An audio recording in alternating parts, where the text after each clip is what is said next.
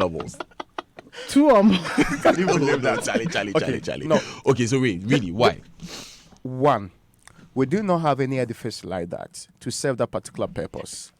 2, the President of the Republic of Ghana, and I identify with this commentary on that throughout history, from Solomon's temple to the time we built tabernacles, it has been the responsibility of godly states. I'm not saying religious states, godly states. And let's be clear, this is a religious state. Virtually 90% of the entire population identify one religion or the other. Predominantly, almost more than 70% says they are Christian. Yeah. I do not see anything wrong with an edifice built not even with government's money, but with the facilitation of government to aid national events. And don't forget, this particular cathedral will not only play solely religious and memorial, responsibilities. It would also be used for, it will have a museum attached to it, something we need urgently because the other ones, they are not functioning the way I think they should function. It would also have important national events happening there. We need these edifices because we have complained. Ask all the people who are in the space that they have complained about having smaller spaces to do events of this sort. We are looking at a 5,000 capacity engagement of a sort. Seating alone, if for nothing at all, that auditorium is required in the People's Republic of Ghana. Beyond that, I have not heard any cogent argument except for the fact that people say it's not priority now. When will it be priority? 40 years? 100 years? In the next 50 years? Because I've heard some of these claims and I get worried about how they are debating the matter. People also say that because you are building cathedral today, every other government business stops and that we need ambulances more. Please, if you have not checked the budget of the Special Development Initiative Ministry, they are, as part of what they are supposed to do, 275, how do you call it, ambulances are supposed to be built. Yeah. It is not the responsibility of the clergy and other people in this country who are donating our monies to the purchase or to the building of this cathedral to go and fund that particular one too. So wrapping up. What use then will be your government to you? So if you have a difficulty with the building of this, at least say that, one, you don't support any act of God in this case. You do not support anything that will promote the work of God. No, and that's unfair to the people. I'll let them say themselves. It's all right. We're very capable of defending ourselves. Let them say themselves. I mean, No. I sit here. Why you are taking a side? No, I'm not taking a side. Yeah, in fact, recuse yourself from this situation. You are no longer I'm the Christian position again. of conflict. Exactly. You are no longer Christian. No, what I'm saying is that Yes. this must be devoid of an attack on the people themselves. I'm not attacking them. I'm just saying You are that saying that they don't support I am anything yet to hear Christian. yes, but what is your point? Okay, so moving on. Moving on. No, please. Why are people entering the studio Okay. unceremoniously? Yes, they are giving me moral support because it's godly act I'm pursuing for on behalf of the people of God. All right. So, in the absence of my counsel, No, Mr. but have Samson, Have you been Ayineni- called? Have you been called to speak? Okay, call me and let me speak. Raymond, I have am you finished? convinced that. You said we Raymond, should wrap 30 up. 30 I'm seconds. Now convinced you are, that- why are you adding 30 seconds? Anyone, please. Anyone. So please. when we Independent raised the matter of importance to them, then they shifted the argument from we are not against the building of cathedral. We have a problem with the siting of the cathedral in this particular case. Please, those discussions can be done on later dates. The crux of the matter is According to you- the rather heathen approach that the people who have no belief in God, the people who do not respect God, who are opposed to things of God in this country, are using back doors to introduce all of these elements. Okay. Like I was saying before, I was rudely interrupted by Raymond. In the absence of my appointed counsel, Mr. Samson, You can't even mention a man's name. Say Samson Laddie. You say Samson Laddie. Samson Laddie, I will be speaking for myself on this case.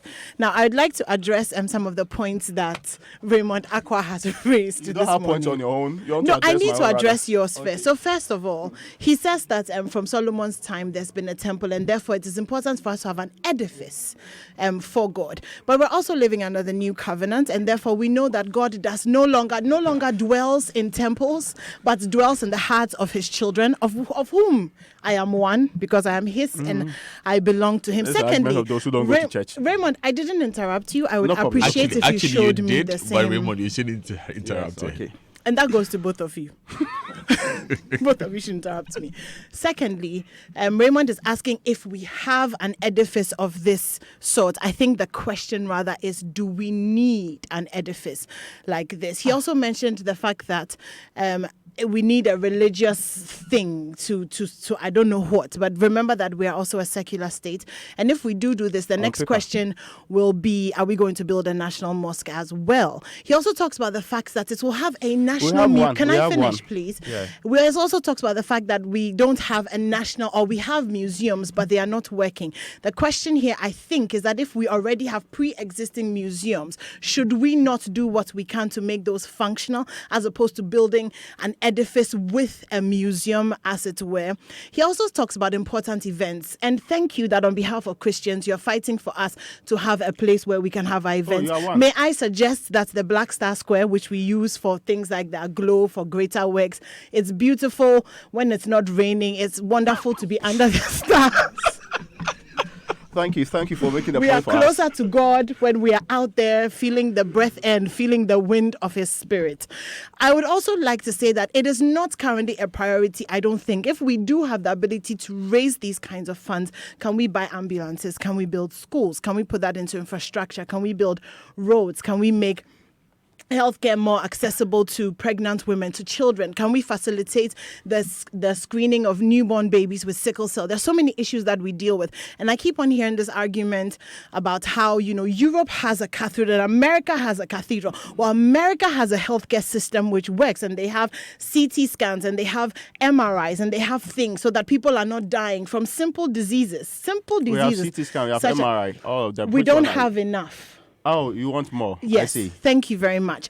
Also, to be considered in this building and siting of the National Cathedral is the demolition of structures, expensive structures, and not to mention the least of which are the judges' houses, the passport office, and other things which is going to cost us the bringing down and the bringing up. So as much as I am a Christian, as much as I will like to see a national cathedral at some point, I do not think that at this time it is important. I think there's so many other things that we should be using our money for. Thank you very much for your silence. I know that was very difficult to restrain yourselves. Okay. I'll give a minute's rebuttal each. Yes. But then I'm reliably informed that Moses Farm-Winning wants to comment on the matter. Yeah. Okay. So Mr. Moses Farm-Winning has joined us on the line. Mr. Farm-Winning, in the spirit of the debates that we are having this morning, are you for or against the motion that the National Cathedral is a necessity? I can't laugh. I mean, the lady who I just heard speaking, we need, what's it called? What was all the thing that she was talking about? Anyone, speak for yourself. Wait, Raymond. We need, my dear lady, do you know the number of things that we need in this country? Have you seen the auditor's report in this country? The amount of wastage, the destruction, and all the things that we do that don't make too much sense. We are building, do you know that Ghana is going to host the, women's what's it called? The Women's AFCON. The AFCON. Are we not renovating the Accra Sports Stadium? Don't you know that we're building in all the regions of this country sports infrastructure? So I don't even understand. That's why I'm laughing, because the argument is so puerile. Now, you see, first of all, what is the concept? And I don't even know why, you people have it as a topic, because I would have wished that, as she's saying, we'll be discussing how we've wasted so much money and the Auditor General's report and how the special prosecutor can be equipped to go and do the things that he's supposed to do. Because it is the idea that the president has generated. Let us have a national cathedral where we do national events that are spiritual and also honor God. Okay. That's the idea behind it. He has put together a team, and all they're doing is, look, let us find a way of sponsoring and make this thing happen.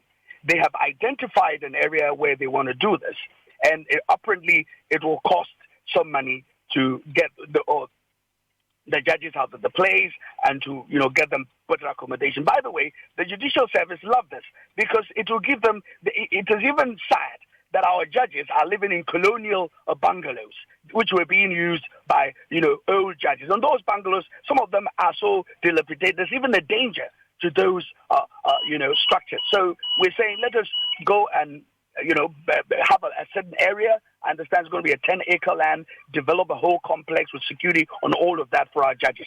I think that is perfect. That is a good idea.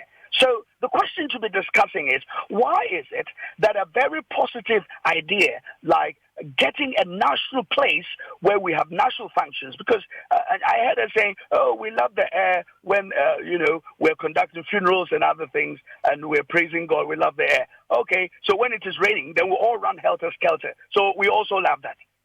I mean, as I said, I don't even understand the real reason why we're having this debate. I don't understand it. Is it not against the principle of having a secular state to be nationally committed secular. to? That is where you go secular. So a man should be able to marry a man. I have heard this argument before, and on this very station, I have heard that argument before. Now go and understand the meaning of the word secular.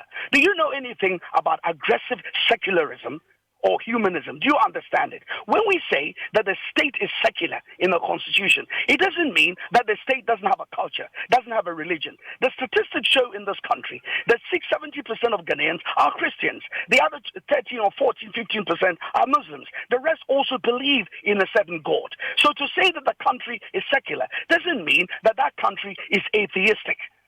So that's where you go wrong. I think the argument that the country is secular and therefore we shouldn't have institutions or ideas or values dedicated to the God that we love so much. That's where you go wrong. I think, Mr. Mwening, the question there would be, which one do you choose? Because like you said, it's not 100% of Ghanaians who are Christian. And so even though there's a large majority of Christians there, should we be making a national statement in favor of a certain religion? So then why do we pray? Why do we, when we have national function, when you begin, why do you have a station which is a private station like your station, and yes, so you have Adum FM doing Adum praise? Why do you have to do that? So if we're a nation, and we're a nation under God, and we believe that the God that we worship, he says 70% are Christians, the rest of them that are Muslims, they also believe in a God. That's why when we meet as a country, we pour libation, we also have the Muslim prayers, and then we also do our Christian prayers. You see, but the argument you're making... Exactly, which is why, Mr. Can Mwening... I finish my argument? Can I finish my point? I'm saying that if we go down the road you're going, and this is the road that even America has gone, and therefore they've taken religion out of their society. And that's why their society is so rotten that although on the greenback of the America we say, in God we trust, they can't even have national prayers. When you go to state colleges, they can't even pray. And then it is the atheistic, because you see, your argument is as if, oh, let us remove God, because we all know we don't want God within the state. But then there will be a flux. There will not be a flux. The devil is going to fill it in, and he's going to superimpose his values on that society. So I'm saying that the argument you're making is a dangerous argument, that because we're a state and we don't want any to project any religion, let us leave God out of our state functions or state institutions. That's a very dangerous argument. Mr. Mwening, we haven't necessarily said, and in all the opinions I have seen, well, some may have expressed it, but here this morning, we haven't necessarily said that we should leave God out of what we are doing. What we are saying is that we shouldn't make a commitment to building a cathedral as a nation. Maybe if the Christian community, like a Christian council themselves got together and said, look, we want to get land, we want to build a cathedral and call it a national cathedral because all Christians in the country have come together to do this. We don't necessarily have to do it with government. Yeah, but what is wrong with the country? What is wrong with the president when he was campaigning to be president of this country? Said that what was his mantra? He said, the battle is the Lord's. And he came to power, and he has said it openly, that he's not afraid of expressing his own faith within his politics. And I am saying that, unlike you sitting there claiming that, well, I don't know, that is whether you are only helping the discussion or that you believe. There are lots of Ghanaians who believe that if the country can be led, and the president says that let's have a national cathedral. Your argument is it shouldn't be propelled by the state. My argument against you is because this country, the people who voted and gave the president his mandate, and because we believe in what he said, that the battle is the Lord's, that's a spirit spiritual statement, my brother. Is it not in the Bible, that statement? Well, Mr. Mwini, I'm glad that you recognize the fact that I'm simply putting forward the arguments that we have seen in the public, and this is not generally my view. I haven't stated whether I'm for or against it. But then again, is it the same thing? The question will be that is it the same thing as saying the battle is the Lord's? Is it the same thing as committing to building a cathedral? You see, your argument is it is not good for the state to put forward an idea for a national cathedral. Is that not the thesis of your argument? Or the argument that you are trying? Is that not the thesis of your argument? Well, I believe what I have seen and what I'm putting forward is that we shouldn't build a cathedral. Oh, yeah, we've been aggregating views from social media. We've been aggregating views from social media since yesterday. Who says, you see, you make it seem, and that's the problem that I have with some of the journalism that goes along. You go and pick something from the social media, and you think that represents the country. I'm saying that that's not true. Because that's why I'm referring to the mandate that the Ghanaian, the people of Ghana, gave to the president of this country. Your argument is the state should not lead. The state represented by a ruling party that came into power on a certain biblical strength. That was the point of his argument. He said the battle is the Lord's. And if you read all his speeches, in fact, his last political rally that he had, he was actually quoting 1 Samuel. So I am telling you, don't believe the social media. And those who sit there and even say that men can marry men and can have anal sex and say that that is secular, that is a human right. They throw those arguments in the social media. And I'm telling you, the reductio ad absurdum, if you believe that the mandate that Ghanaians gave to the president to come and rule this country involves a capacity to lead this country morally and spiritually. And the president says, look, as a country, we do a lot of things which are spiritual. When we're honoring our former presidents, when we're ushering them into office, we pray over them. We offer Ghanaian Christian prayers. If they're Christians, we do that. So let us have a national place where we can honor that God, and not in an open place where when it is raining, we all run helter-skelter. And your argument, or the argument you claim people are making is, oh no, it is not good because that is not the duty of the presidency or the nation. I am saying that is not true. Because what you're saying does not represent the mandate that Ghanaians have given to the president. And it is good that a country led by a president who is a Christian articulates that faith and says that, look, this is where we should be going. Mr. Mwini, I'm only going to say that the persons who have expressed views about this on social media, they are Ghanaians as well, no? How many are they? And I'm saying they also I did not embark on the exercise. Mr. Mwini, respectfully, I did not embark on the exercise to count the number of people who made a certain view. All I'm saying is that persons have expressed views for and against, and what we are doing this morning is giving air to those views for and against. And that is the discussion that we are having. I'm asking a very simple question. I'm saying that if it has to do with views on social media, and I'm challenging the basis for this argument that multimedia is having today. Because we have views that say that people should be allowed to have anal sex. Haven't you heard it in the social media? Yes, we have. Exactly. And is that also the view that a country should pursue?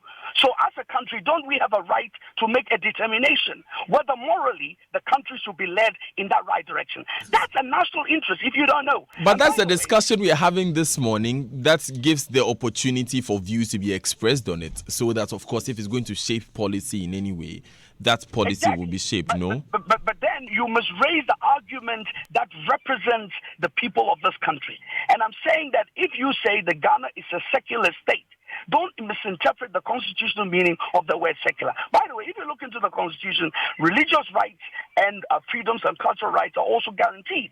And I'm indicating to you that to the extent that statistically, most Ghanaians, at least 99%, are faith-based people who want to be ruled by a certain moral direction.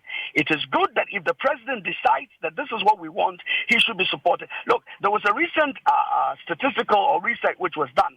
Go and have a look at it. When it comes to those who believe that homosexuality is important, is something that must be legalized or not. Right. Look at the statistics. No, I'm coming. Let me finish. finish my point. I just want you to see that unlike the views that you read on social media, those views don't represent the views of a majority of Ghanaians, and that Ghanaians want to be led morally and spiritually. That's the central point I want to make. And I'm quoting you the statistic of a research that indicates that in respect of the matters, the things that matter to Ghanaians, I think you discussed on this. It's called African Center for Law or something of that nature. And the research that they conducted indicated that about 82 or 83% of people find that issues to do with homosexuality confessed, even higher than armed robbery or corruption or other matters. So I'm just trying to make you see that if you do the real test on the ground, Ghanaians also want to have leadership that is moral and that is spiritual. They don't want this secularism, which is, or aggressive humanism that panders to, everything goes, we can do anything we like, we can, act anyhow, everything, every behavior matters. So the point I want to make is, if the president or the state represented by the president says that we should have a national cathedral where we worship God, where we thank God for the thing that he's done for us, that's a good thing. And you must encourage it. And the president is not saying we're going to use state funds to build it. In fact, I would wish the Joy FM, you'll be doing Adum Praise and all of that. You will bring people together and, push money to support this. When you are doing Adum Praise, do you do a debate whether it should happen or not? Would you be worried if the state organizes, a gospel festival for people to come and sing? Would you be organizing a debate to find out whether it is proper or not? Are we not a private institution? You're a private institution. Yes, but we you're are. Because you are broadcasting to the whole country, you don't think that you have a duty to, if you were going by your argument, then you should also, not be supporting any religion. You shouldn't be doing things that are religious. That's the point that we're going. My brother, let me share something with you. If you go to the Western European countries, in a minute, Mr. Winning, because we would have to wrap up. So in a minute, please. Well, I'm just saying, and I will wrap up. But I know that the lady in your studio is going to come up with all sorts of spurious arguments. I hope that I'll be given the opportunity to debate her in the studio. If you want me, I am going to come there. And if she says she's a Christian, then she should know that, look, if you go to Europe and Western Europe, the Caucasian civilization, they have gone down this road that you guys are pursuing in Joy FM and in multimedia.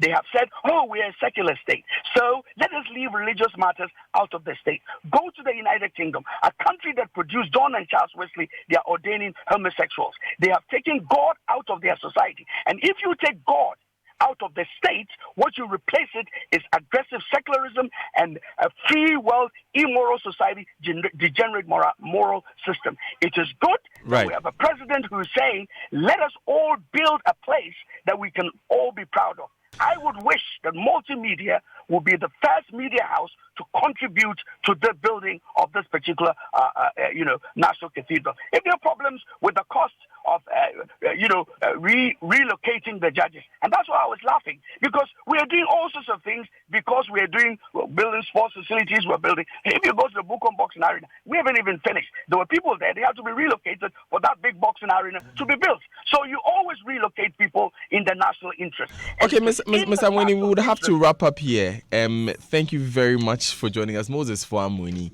is a lawyer, and he was expressing his views on this matter that has come up. It's 26 minutes to the top of the hour. We had to truncate the debate. We wanted to end with listener comments, but Raymond has ceded his time to Mr. Winnie. But however, we have someone in studio who I'm sure has one or two things to say about this matter. Professor H. Kwesi Prempeh. Good morning, Prof. Good morning. How are you? I am blessed. How are you? I'm well, thank you. Great. He says that we should mention his name. His name is Kojo Pumpuni Asante, Dr. Kojo Pumpuni Asante. He's head of policy, engagement, and advocacy as the Center for Democratic Development. He's not here. If you are looking for Dr. Asante, he's not here. So we are just greeting him wherever he is. But Prof. H. Kwesi Prempeh is the executive director for the Center for Democratic Development, CDD Ghana. We're going to talk about all issues Ghana, but I think that Mr. Amwening's comments have really opened the discussion for us. We'll begin with that, Prof. But let's just take these few messages. When we come back, we'll be dealing with the cathedral. Stay with us. Charlie, what be your thing? Stand big, Brian, yeah, baby.